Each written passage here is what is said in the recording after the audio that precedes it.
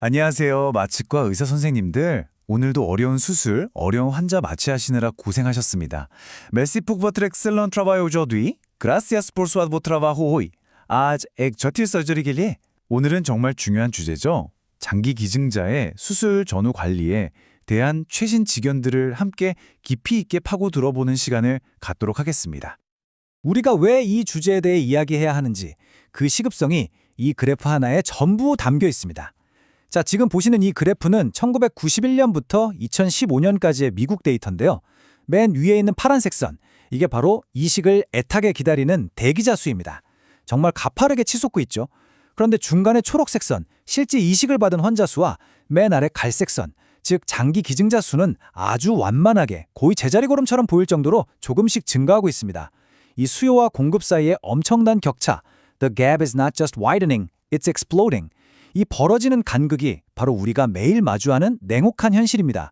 그리고 이 간극은 수많은 환자들의 기다림과 안타깝게도 그 끝을 보지 못하는 생명들을 의미합니다.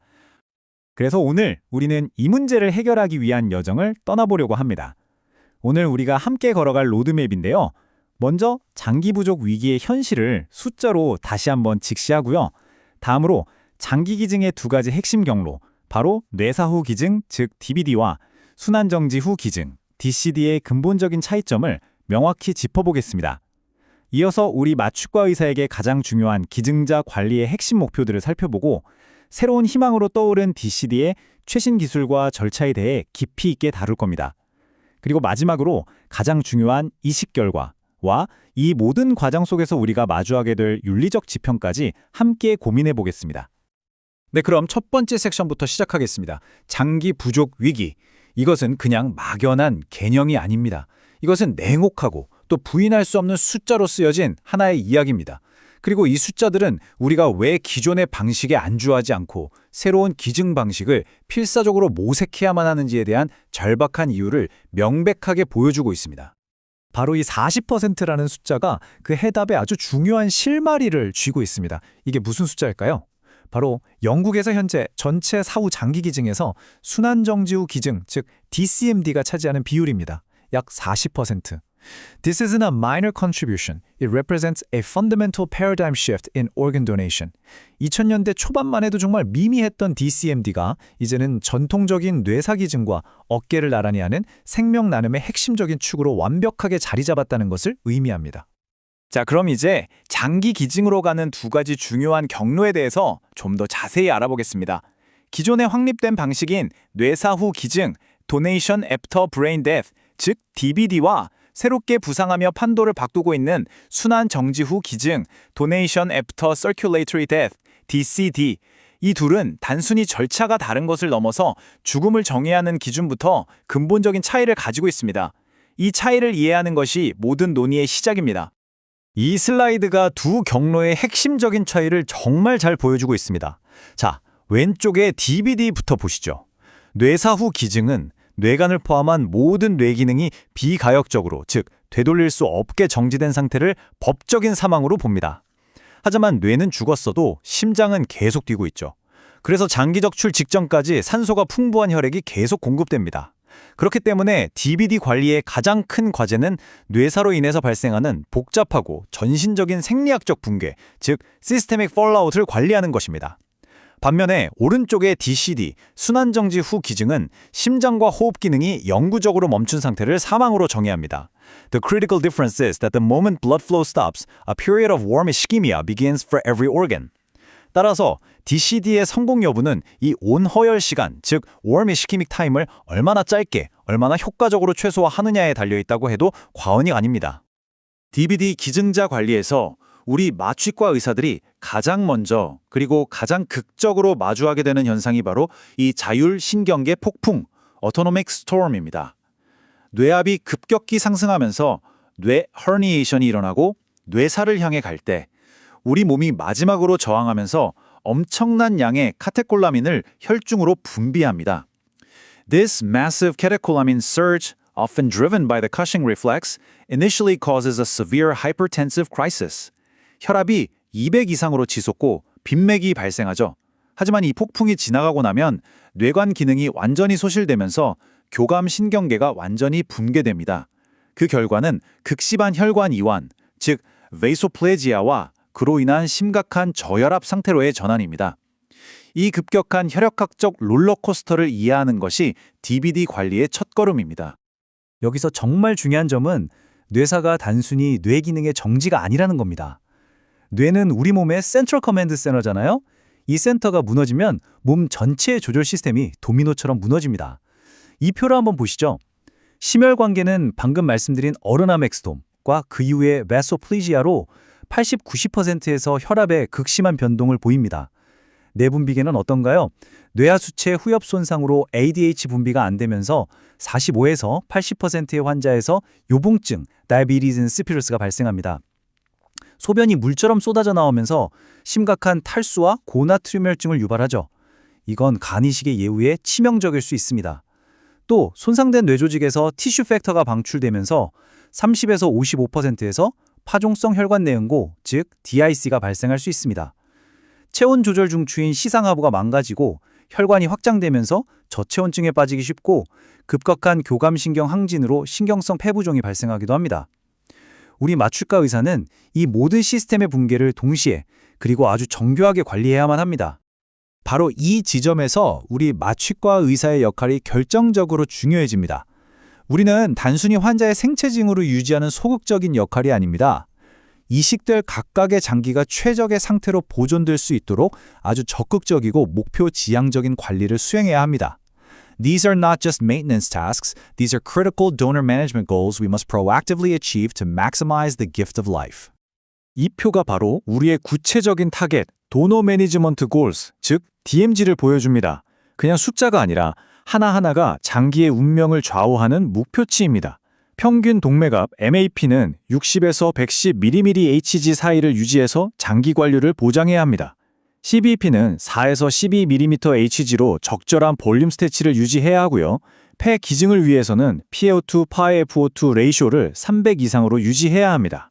아까 말씀드린 요붕증 때문에 혈청 나트륨이 155를 넘어가면 간 이식 후 프라이머리 non-function의 위험이 커지기 때문에 철저히 조절해야 합니다. 혈당은 180 미만, 소변량은 시간당 킬로그램당 0.5에서 3.0ml을 유지해서 신장 기능을 보존해야 하죠. 그리고 심장 기증을 위해서는 심초음파에서 박출률, 이젝션 프랙션이 50% 이상이어야 합니다. 연구 결과에 따르면 These goals are not just suggestions, they are evidence-based targets. 이 목표들을 하나의 번들로 충실히 달성할수록 기증자 1명당 이식되는 장기의 수가 통계적으로 유의미하게 증가합니다. 그럼 이 목표들을 달성하기 위해 우리가 사용할 수 있는 약물학적 무기들은 무엇일까요? 먼저 마소플리지아로 인한 저혈압에는 알파 작용이 강한 노리에피네프린이 첫 번째 선택 약제입니다. 혈액학적 불안정이 지속되면 갑상선 호르몬인 T3, T4나 코르티코스테로이드 보충, 이른바 호르몬 칵테일 요법을 고려할 수 있습니다. 요붕증과 고나트륨 혈증 관리를 위해서는 데스모프레신, 즉 DDABP 투여가 필수적이고요. 특히 적출 수술 중에는 세보플로레인 같은 흡입 마취제를 사용해서 허열, 재관류 손상을 줄이는 이스케믹 프리컨디셔닝 효과를 기대할 수 있습니다. 그리고 마지막으로 뇌는 죽었지만 척수는 살아있기 때문에 수술적 자극의 척수 반사로 인한 움직임을 나타날 수 있습니다. 이는 외과팀을 방해하고 혈압을 올릴 수 있으므로 근효안제 사용은 필수적입니다. 자, 이제 다음 섹션으로 넘어가겠습니다. 장기 기증의 새로운 지평을 열고 있는 DCD에 대해 집중적으로 알아볼 시간입니다. 앞서 보셨듯이 DCD는 장기 부족 문제에 매우 강력한 해결책이 될 수 있습니다. 그렇다면 DCD가 어떻게 가능한지, 그 구체적인 절차와 핵심 기술, 그리고 가장 중요한 시간과의 싸움에서 우리가 어떻게 승리하고 있는지 자세히 살펴보겠습니다. 통제된 DCD, 즉 Controlled DCD의 과정은 정말 분초를 다투는 매우 정교하게 짜인 프로토콜입니다. 첫 번째 단계는 회복 불가능한 뇌손상 환자 등에 대해 의료진과 가족이 연명치료 중단, 즉 WLST를 결정하는 것입니다. 이 결정이 내려지면 수술실과 같은 통제된 환경에서 인공호흡기나 승합제 같은 생명유지 장치를 중단합니다. 혈압이 떨어지기 시작해서 수축기 혈압이 50mm 머큐리 미만이 되면 우리는 이때부터 기능적 온어혈이 시작되었다고 봅니다. 그리고 심장이 완전히 멎은 후 The most critical and legally mandated step is the standoff period. 자발적인 순환 회복 가능성을 완전히 배제하기 위해 법적으로 정해진 5분간의 관찰 시간을 반드시 거쳐야 합니다. 이 5분 동안 심전도상에 아무런 움직임이 없으면 공식적으로 사망이 선언되고 그 순간 대기하고 있던 외과팀이 즉시 장기 적출을 시작합니다. DCD를 이야기할 때 빼놓을 수 없는 가장 중요한 개념이 바로 온어열 시간, Warm Ischemic Time, 즉 WIT입니다. 쉽게 말해 장기가 따뜻한 상태로 피가 통하지 않는 시간이죠. 조금 더 정확하게는 혈액순환이 멈춰서 장기의 산소 공급이 중단된 시점부터 차가운 보존액으로 관류를 시작해서 장기를 차갑게 식히기 전까지의 시간을 의미합니다. 이 시간이 길어질수록 장기세포는 비가역적인 손상을 입게 됩니다. 따라서 DCD 이식의 성공과 실패는 이 WIT를 얼마나 짧게 가져가느냐에 달려있다고 해도 과언이 아닙니다. It's a race against the clock. 이 오너혈 손상을 극복하기 위해서 개발된 두 가지 핵심적인 적출 기술입니다. 왼쪽의 Direct Procurement, DP는 전통적인 방식입니다. 사망 선언 후 외과팀이 최대한 빨리 몸을 열고 대동맥에 캐뉼라를 넣어 차가운 보존액으로 장기를 냉각시키고 바로 적출하는 방식입니다. 시간에 극도로 쫓기는 DBD 수술과 비슷하다고 생각하시면 됩니다.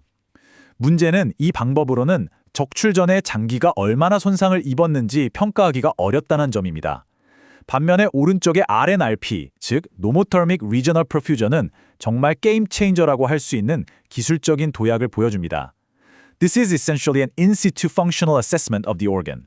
사망 선언 후 ECMO를 이용해서 뇌로 가는 혈류는 완벽하게 차단한 채 흉부나 복부 장기에만 다시 따뜻한 혈액을 순환시켜주는 겁니다. 이를 통해 적출 전의 장기 기능을 직접 평가하고 허혈 손상을 어느 정도 회복, 즉 리컨디셔닝 시킬 수 있습니다. 장기를 몸 밖으로 꺼낸 후에도 기술의 발전은 멈추지 않습니다. 이 슬라이드는 상자 속의 심장이라는 별명으로 더 유명한 Organ Care System, 즉 OCS를 보여줍니다. 기존에는 장기를 얼음이 담긴 아이스박스에 넣어 차갑게 보관하는 스태틱 콜드 스토리지 방식을 썼죠.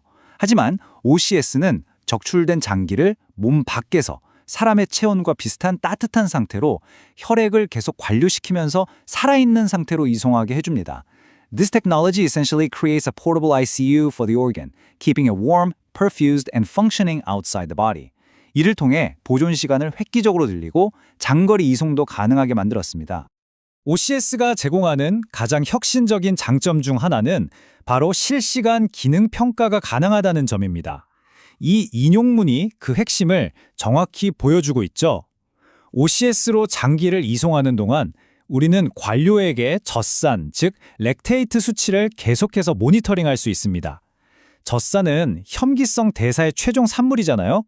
그렇기 때문에 그 수치가 5mol/L 미만으로 낮게 유지된다는 것은 이 장기가 충분한 산소를 공급받아서 아주 건강하게 기능하고 있다는 강력한 생화학적 증거가 됩니다.